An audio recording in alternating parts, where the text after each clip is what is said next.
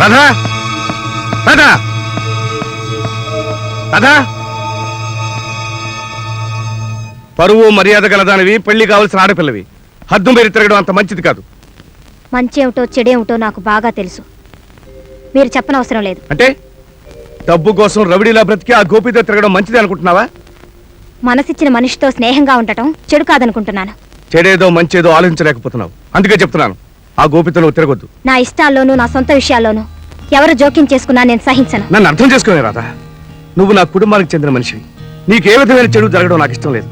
అందుకే ఈ రోజు నీ కోసం ఎస్టేట్ పరువు బజార్న పడేలా వాడితో దెబ్బలాడాను. అంత స్థితికి నేను ఎందుకు దిగజారని తెలుసా? నువ్వు ఒక వెధవ చేతిలో పడి నాశనం కాకూడదని. అందుకే చెప్తున్నాను, ప్లీజ్ నువ్వు అతను మర్చిపో, అతనితో తిరగొద్దు. కుమార్, మీరు నీడనిచ్చినందుకు గౌరవిస్తాను, తిండి పెట్టినందుకు మర్యాదిస్తాను. అంతేకాని మీరు ఉపకారం చేశారు కదా అని నా వ్యక్తిత్వాన్ని చంపుకొని మీ మాటలకు తల ఉంచి ఇంట్లో ఉండలేను. మీకిష్టం లేకపోతే ఇంట్లోంచి వెళ్ళిపోతాను. రాధా, నన్ను అపార్థం చేసుకుంటున్నావు. ఆశ్రయం ఇచ్చాననే అధికారంతో నేను చెప్పట్లేదు. నేను చెప్పేది నీకోసమే. నువ్వు తప్పుదారిలో పడకూడదనే చెప్తున్నాను. నిండు మనసుతో నీ శ్రేయస్ కోరి చెప్తున్నాను. ఇంట్లో నా మనిషిగా, నా ఆత్మీయురాలుగా నీకు ఏ అపకారం జరగకూడదనే నా తాపత్రయం. నా కోసం ఇంత తాపత్రయపడ్డానికి, అంత బాధపడ్డానికి మీరెవరు? తండ్రా, అన్న, బావ, బంధువా? ఎవరు? రాధా, నేను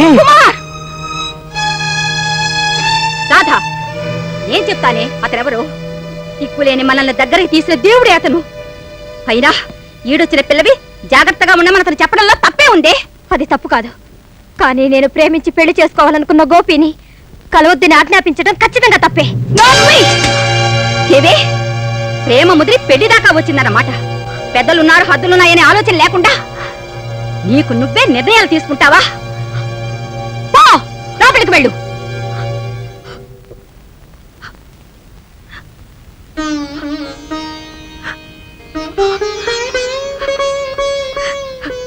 బాబు కుమార్, దాని స్వభావమే అంత.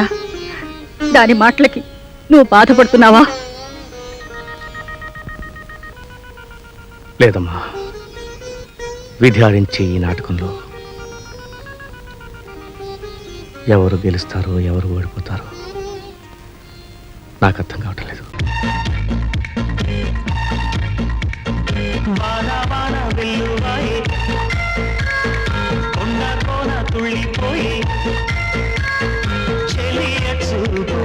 చిలిపి జల్లులే నేను తాకగా